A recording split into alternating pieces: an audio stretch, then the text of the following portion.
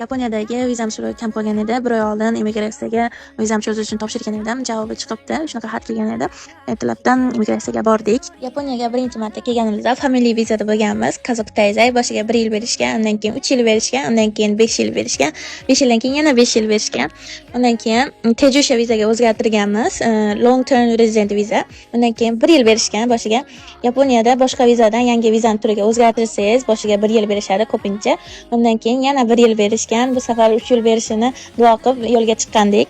Immigratsiyaga kelganimizda shu immigratsiyadan kelgan xat, oldin topshirgan paytimizda berilgan очередь qog'ozi, pasport, viza karta, keyin 6000 yenlik to'lov bor ekan. Bu где-то $40 atrofida, dollarda. Shularni topshirdik. Topshirganimizdan keyin uncha kutmadik. Bir 15 minutchalardan keyin chaqirishdi. Afsuski bu safar ham 1 yil berishdi. Eski kartamni shunaqa teshib berishdi esdalikka.